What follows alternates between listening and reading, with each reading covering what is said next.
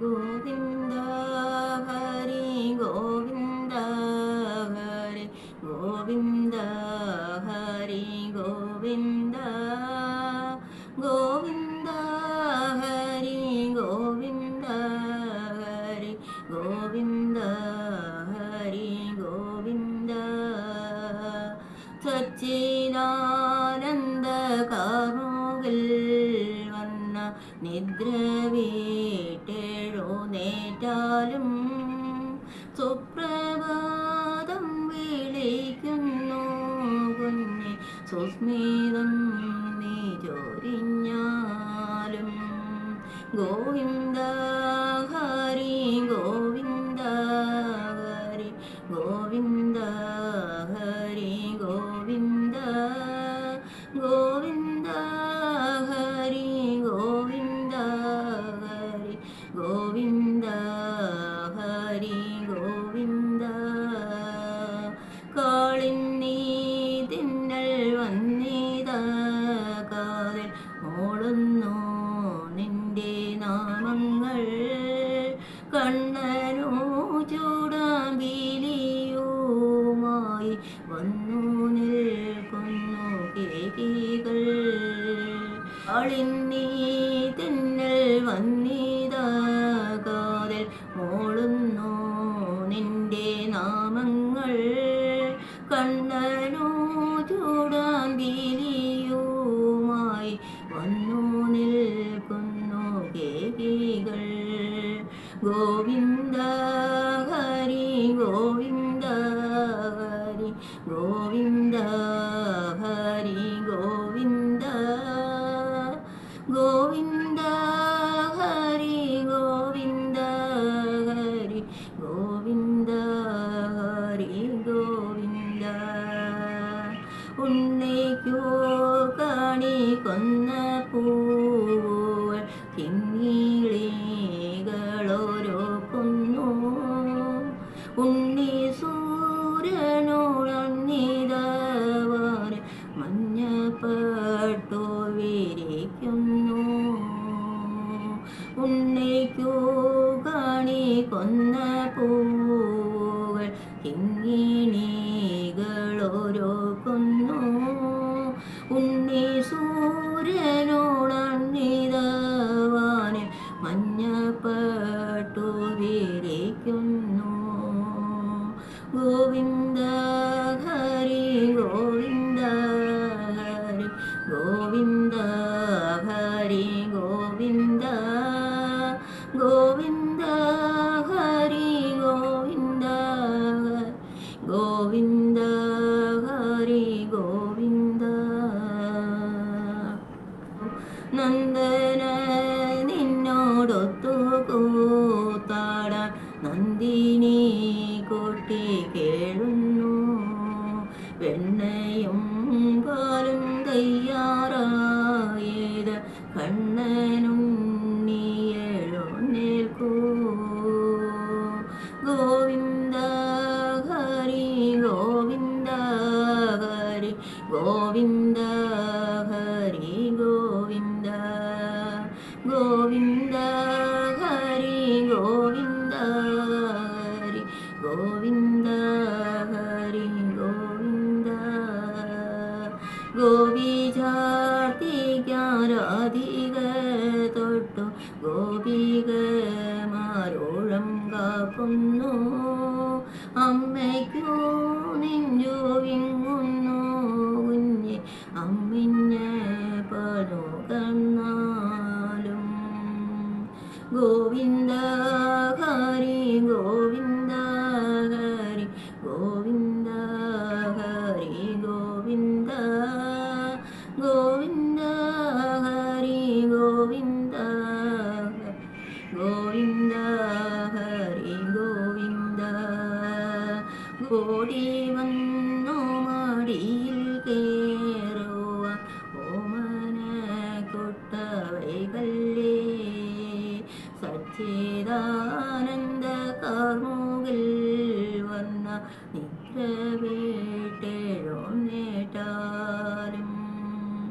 ഓടി വന്നു മടിയിൽ കേറുവാൻ ശോഭന കുട്ടവൈകല്ലേ സച്ചിദാനന്ദ കാമുകിൽ വന്ന നിദ്ര വീട്ടെടുന്നേറ്റാലും ഗോവിന്ദ ഹരി ഗോവിന്ദ ഹരി ഗോവിന്ദ ഹരി ഗോവിന്ദ ഗോവിന്ദ ഹരി ഗോവിന്ദ ഹരി ഗോവിന്ദ ഹരി ഗോവിന്ദ ഗോവിന്ദ ഹരി.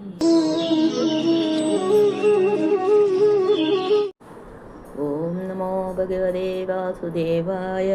ഓം നമോ ഭഗവതേ വാസുദേവായ. ഓം നമോ ഭഗവതേ വാസുദേവായ. പീതാംബരം കരവിരാജിതശങ്കുചക്ര കൗമോദഗീ സരസിജം കരുണാസമുദ്രം രാധാസഹായം അതിസുന്ദരമന്ദഹാസം വാതാലയേ ച മനിശം ഹൃദി ഭാവയാമി. ഓം നമോ നാരായണായ. ഓം നമോ നാരായണായ. ഓം നമോ നാരായണായ. സർവം കൃഷ്ണാർപ്പണം. അങ്ങനെ ഉദ്ധവൻ ദയനീയമാമണ്ണം നിലവിളിച്ചപേക്ഷിച്ച സമയത്ത് ഭഗവാൻ കാരുണ്യം കൊണ്ടലിഞ്ഞ് ഉദ്ധവനെ നോക്കി പറയാൻ തുടങ്ങി. ഉദ്ധവന് കൊടുക്കുന്ന ജ്ഞാനോപദേശം: ഹേ ഉദ്ധവ, അങ്ങ് പറഞ്ഞ മാതിരി ഞാൻ ഈ ലോകത്തിൽ നിന്ന് അന്തർധാനം ചെയ്യാൻ തീർച്ചയാക്കിയിരിക്കുകയാണ്. അങ്ങും ഇനി ഇവിടെ താമസിക്കേണ്ട ആവശ്യമില്ല. ഞാൻ ഉപേക്ഷിച്ച താരക നിലനിൽക്കാൻ പോകുന്നില്ല. അത് സമുദ്രത്തിൽ മുങ്ങിപ്പോകും. യാദവന്മാരൊക്കെ നാളെ നശിക്കാൻ പോകുന്നുണ്ട്. അത് കഴിഞ്ഞാൽ അധികമാരും ബാക്കിയാവാൻ പോകുന്നില്ല. അതിനാൽ അതിനു മുമ്പ് ഞാൻ എന്നും എൻ്റേതെന്നും തോന്നിയ എല്ലാറ്റിനെയും ഉപേക്ഷിച്ച് നേരെ നാരായണ ആശ്രമമെന്ന പ്രസിദ്ധമായ ശ്രീ ബദരികാശ്രമത്തിൽ പോയി അളകനന്ദ തീരത്ത് താമസിച്ച് മുറിവ് കൂടാതെ ആത്മാനുസന്ധാനം ചെയ്ത് കൈവല്യത്തെ പ്രാപിക്കൂ എന്നിങ്ങനെ സന്യാസധർമ്മത്തെ ഭഗവാൻ സാമാന്യമായി പറഞ്ഞപ്പോൾ ഉദ്ധവർ അതിനെ വിസ്തരിച്ച് കേൾക്കാനുള്ള ഇച്ഛയോടെ ചോദിച്ചു: ഭഗവാനെ, അവിടുന്ന് അരുളി ചെയ്ത ശേഷം എല്ലാം ഉപേക്ഷിച്ച് പോകയെന്നത് അത്രമാത്രം എളുപ്പമാണോ?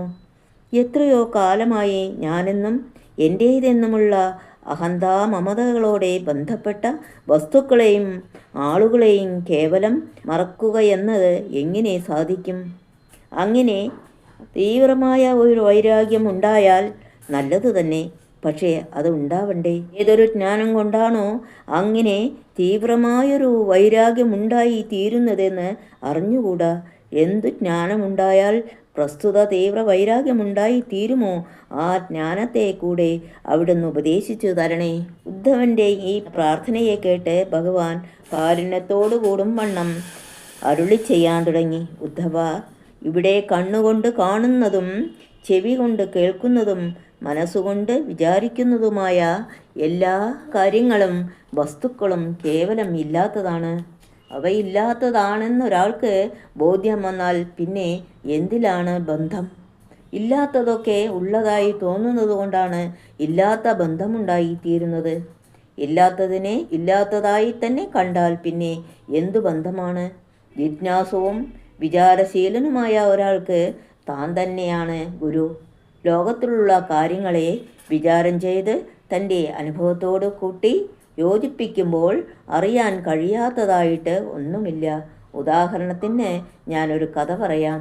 അവധൂത യദുസംവാദം. നമ്മുടെ വംശത്തിൻ്റെ കൂടസ്ഥനായ യദു ചക്രവർത്തി ഒരിക്കൽ കാട്ടിൽ കൂടെ സഞ്ചരിക്കുമ്പോൾ പരമസിദ്ധനായ ഒരു അവധൂതനെ കണ്ടുമുട്ടി. മഹാത്മാവായ അദ്ദേഹത്തിൻ്റെ ആനന്ദ ഘനീഭൂതമായ അവസ്ഥയെ കണ്ട ചക്രവർത്തി ആശ്ചര്യഭരിതനായി അദ്ദേഹത്തെ നമസ്കരിച്ച് വിനയത്തോടുകൂടി ചോദിച്ചു: ഭഗവൻ, ജനങ്ങൾ ഒരു ലേശം ആനന്ദത്തിനു വേണ്ടി ഈ ലോകത്തിലുള്ള സകല വസ്തുക്കളെയും അന്വേഷിച്ചലയുന്നു. അങ്ങാണെങ്കിൽ യാതൊന്നിൻ്റെയും അപേക്ഷയില്ലാതെ തന്നെ ആനന്ദമത്തനായിരിക്കുന്നു.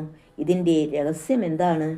എല്ലാ ആനകളും കാട്ടുതീയിൽപ്പെട്ട് ദഹിക്കുമ്പോൾ ഒരാന മാത്രം ഗംഗാപ്രവാഹത്തിലിറങ്ങി സുഖിക്കുന്നതുപോലെ തോന്നുന്നു അങ്ങയെ കാണുമ്പോൾ. ജനങ്ങളൊക്കെ സംസാര കാട്ടുതീയിൽപ്പെട്ട് ദഹിച്ചുകൊണ്ടിരിക്കുന്നു. അങ്ങാണെങ്കിൽ സംസാരത്തെ അറിയുക പോലും ചെയ്യാതെ ബ്രഹ്മാനന്ദമത്തനായിരിക്കുന്നു. ഏതൊരു ജ്ഞാനം കൊണ്ടാണ് അങ്ങയ്ക്ക് ഈ അവസ്ഥ സാധിച്ചത്? ആ ജ്ഞാനം ആരാണ് അങ്ങയ്ക്ക് ഉപദേശിച്ചത്? ഞങ്ങൾക്ക് ആ ജ്ഞാനം കിട്ടിയാൽ കൊള്ളാമെന്നുണ്ട്. അതിനാൽ ആരാണ് അങ്ങയ്ക്ക് ഉപദേശിച്ചതെന്ന് പറഞ്ഞാൽ കൊള്ളാം എന്ന് അപേക്ഷിച്ചപ്പോൾ അവധൂത സ്വരൂപിയായ ഭഗവാൻ ദത്താത്രേയ മഹർഷി അരുളി ചെയ്തു, എനിക്ക് ഒരാളല്ല ഗുരുനാഥന്മാർ, കുറിച്ച് അധികമുണ്ട്. പ്രായേണ ഒരു ഗുരുനാഥനിൽ നിന്നു മാത്രം ജ്ഞാനം പൂർണ്ണമാവുമെന്ന് എനിക്ക് വിശ്വാസമില്ല. അതിനാൽ ഞാൻ 24 ആളെ ഗുരുനാഥന്മാരായി വരിച്ചിട്ടുണ്ട്. അവരുടെ പേരും അതൊരു ഗുരുനാഥനിൽ നിന്ന് പഠിച്ച പാഠവും പറയാം. നിങ്ങളും എൻ്റെ മാതിരി പ്രസ്തുത ഗുരുനാഥന്മാരെ സമീപിക്കുകയും ഞാൻ പഠിച്ച പാഠങ്ങൾ പഠിക്കുകയും ചെയ്താൽ എനിക്കുണ്ടായ ജ്ഞാനം നിങ്ങൾക്കും ഉണ്ടാവാം.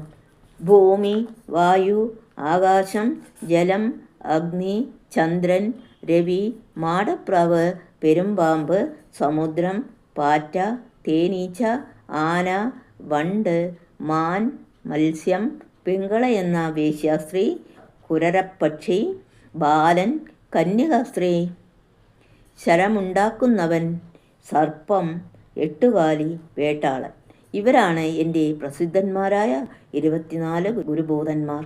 ഇവരിൽ ഓരോരുത്തരിൽ നിന്നും ഞാൻ പഠിച്ചതായ പാഠങ്ങളെയും പറയാം. ആര് എന്തൊക്കെ ചെയ്താലും അതിലൊന്നും ചലിക്കാതെ എല്ലാം പൊറുക്കുന്നു ഭൂമി. കുത്തിക്കുഴിച്ചാലും ചവിട്ടിയാലും മലിനവസ്തുക്കൾ ഇട്ടാലും വിളക്കുവെച്ച് പൂജിച്ചാലും നമസ്കരിച്ചാലും എല്ലാം ഒരുപോലെ തന്നെ. ഒന്നിലും തനിക്ക് ഭാവഭേദമില്ല. ഇങ്ങനെ എല്ലാറ്റിനെയും ചിന്തയോടും ആവലാതിയോടും കൂടാതെ സഹിക്കുന്നതുകൊണ്ടാണ് ഭൂമിക്ക് ക്ഷമാദേവി എന്ന് പേരുണ്ടായതു തന്നെ. ഭൂമിദേവിയുടെ മാതിരി എന്തിലും ചലിക്കാത്ത തിദീക്ഷയാണ് ഒരു യതിക്കാദ്യമായി ഉണ്ടാവേണ്ടത്. ലോകം ദുഃഖസ്വരൂപവും ജീവികൾ മിക്കവാറും നിർഭാഗ്യവന്മാരുമാണ്. അപ്പോൾ മിക്കപ്പോഴും അനിഷ്ടാനുഭവങ്ങൾ വന്നുകൊണ്ടേയിരിക്കും.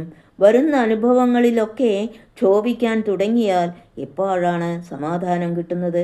അതിനാൽ എന്തു കണ്ടാലും എന്തനുഭവിച്ചാലും ചലിക്കാതെ അക്ഷോഭ്യനായിരിക്കുക എന്ന തിദീക്ഷയാണ് ഭൂമിയാകുന്ന ഗുരുവിൽ നിന്ന് ഞാൻ ആദ്യമായി പഠിച്ചത്. ഭൂമിയുടെ തന്നെ അവയവങ്ങളാണ് പർവ്വതങ്ങൾ. അവയിൽ നിന്ന് ഞാൻ ചിലതൊക്കെ പഠിച്ചിട്ടുണ്ട്. പർവ്വതങ്ങളിൽ രത്നങ്ങൾ, ഔഷധികൾ, ധാതുക്കൾ തുടങ്ങിയ അനവധി സമ്പത്തുണ്ട്. കണക്കാക്കാൻ കഴിയാത്ത സമ്പത്തുകളെ കൊണ്ട് നിറയപ്പെട്ടവയാണ് പർവ്വതങ്ങൾ.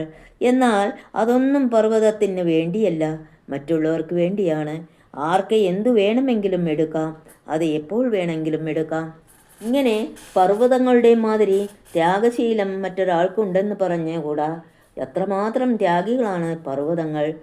ഈ ത്യാഗശീലമാണ് പർവ്വതങ്ങളിൽ നിന്ന് ഞാൻ പഠിച്ച പാഠം. അപ്പോൾ തിദീക്ഷയും ത്യാഗവുമാണ് ഭൂമിയാവുന്ന പ്രഥമ ഗുരുവിൽ നിന്ന് പഠിച്ച പാഠങ്ങളെന്ന് ചുരുക്കം.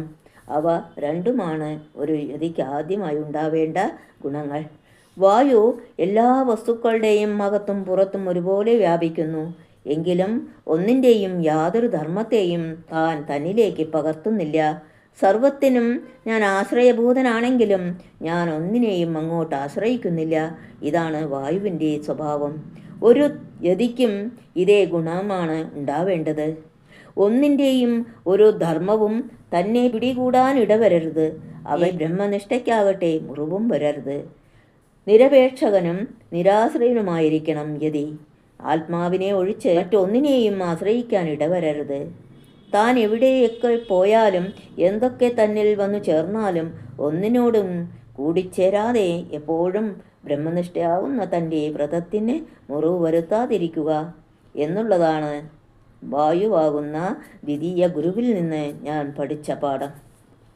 ആകാശവും ഏതാണ്ട് വായുവിനെ പോലെ തന്നെ എല്ലായിടത്തും വ്യാപിച്ച് എല്ലാത്തിനും ആധാരമായിരിക്കുന്നു. എന്നാൽ ഒന്നിനോടും കൂടിച്ചേരുന്നുമില്ല. അതുതന്നെ ആകാശമാവുന്ന ഗുരുവിൽ നിന്ന് പഠിച്ച പാഠം. ജലം സ്വദേവ നിർമ്മലമാണ്. മറ്റു വസ്തുക്കളുടെ അശുദ്ധിയൊക്കെ താൻ സ്വീകരിച്ച് പകരം തൻ്റെ ശുദ്ധിയെ അങ്ങോട്ട് കൊടുക്കുകയും അശുദ്ധ വസ്തുക്കളൊക്കെ അശുദ്ധി നീങ്ങാൻ ജലത്തെയാണ് ആഗ്രഹിക്കാറ്. എല്ലാത്തിൻ്റെയും അശുദ്ധിയെ നീക്കി ശുദ്ധിയെ കൊടുക്കുകയും ചെയ്യും ജലം. എല്ലാ ജീവികൾക്കും ജീവനുമാണ്. ഒരു യതിയും ഇങ്ങനെയാണ് ഇരിക്കേണ്ടത്. തൻ്റെ സാന്നിധ്യം കൊണ്ട് സാഹചര്യം കൊണ്ടും മറ്റുള്ളവരുടെ ദുരിതം മുഴുവൻ നശിപ്പിച്ച് പുണ്യം വളർത്താനുള്ള ശേഷിയും തപശക്തിയും ഉണ്ടാവണം ഒരു യതിക്ക്. അതേ സമയത്ത് മറ്റുള്ളവരുടെ ദുരിതം അല്പമെങ്കിലും തന്നെ ബാധിക്കാൻ ഇടവരുകയും അരുത്. എല്ലാവർക്കും താൻ അത്യന്ത പ്രിയനായിരിക്കണം. എന്നാൽ ഒരാളുടെയും ഒരു ബന്ധവും തനിക്കുണ്ടാവാനും ഇടവരരുത്. ഇങ്ങനെയാണ് ഒരു യതി ജീവിക്കേണ്ടത് എന്നാണ് ജലമാകുന്ന ഗുരുവിൽ നിന്ന് ഞാൻ പഠിച്ച പാഠം. തേജസ്സുകൊണ്ട് ദീപ്തവും മറ്റുള്ളവരുടെ തമസിനെ അകറ്റി പ്രകാശത്തെ കൊടുക്കുന്നതുമാണ് അഗ്നി.